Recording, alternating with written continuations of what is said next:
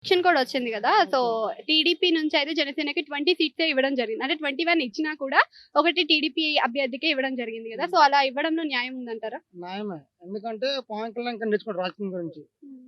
పక్కా తక్కువ సీట్ తీసుకుండు కాబట్టి దానికి తప్పు లేదు. 21 సీట్ తీసుకుంటే తప్పు లేదు దాంట్లో. ఆయనేందంటే పవన్ కళ్యాణ్ ఏందంటే పోయినసారి ఎలక్షన్‌లో గెలిస్తే ఆయనకి ఉండేది సీఎంగా పోటీ చేసే అవకాశం.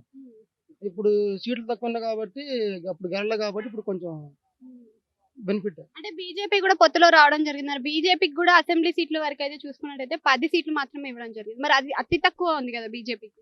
కరెక్టే మీరు చెప్పింది కరెక్టే కాదనట్లేదు. దానికి ఏందంటే ఆయన ఎందుకు తక్కువ చూసుకుంటే వాళ్ళకి తెలియాల. ప్రజలకు కూడా అర్థం చేసుకోవాలి. పోయినసారి ఒక్కసారి పవన్ కళ్యాణ్ గెలిపిస్తే ఈసారి ఇప్పుడు అవకాశం ఉండేది. ఇప్పుడు అవకాశం లేదు కాబట్టి పొత్తు పెట్టుకున్నారు. ఇక జగన్‌ని తొక్కేయటానికి వాడు చేసే మొత్తం అరాచకమే. అభివృద్ధి లేదు.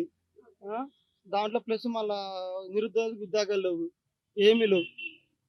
రాజేష్ మహాసేనకి ఇప్పుడు మరి టీడీపీ నుంచి టికెట్ ఇచ్చే అవకాశం ఉండదు అని చెప్పేసి రూమర్స్ వినిపిస్తున్నాయి కదా! ఇచ్చారు కదా!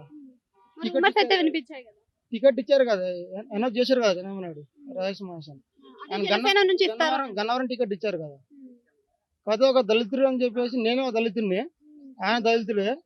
కాకపోతే ఏందంటే కొంచెం టికెట్ ఎప్పుడైతే అనౌన్స్ చేశారో దానికి చాలా మంది నెగెటివ్‌గా చేశారు.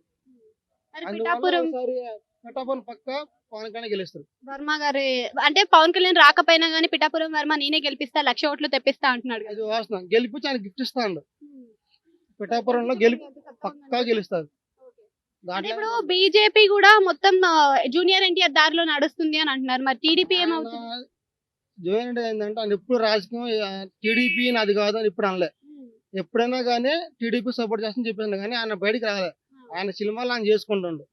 మరి బీజేపీకి సపోర్ట్ ఇస్తున్నాడు అంటున్నారు కదా! ఇప్పుడు మూడు ఇప్పుడు మూడు పొత్తే కదండి. మూడు పొత్తే కదా. ఇంక దేని సపోర్ట్ ఏం పని? ఒకవేళ జగన్ సపోర్ట్ ఇస్తే మనం అది తప్పు. ఓకే, ప్రస్తుతం జగన్ కూడా సిద్ధం అనుకుంటూ ముందుకు వస్తున్నాడు కదా! మరి అన్ని సభల్లో వాడు ఇక్కడ చేయకూడదు మళ్ళా.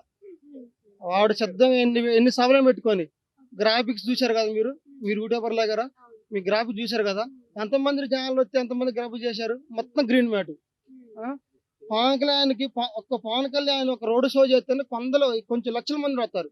దాంట్లో గ్రాఫిక్స్ కాదు కదా.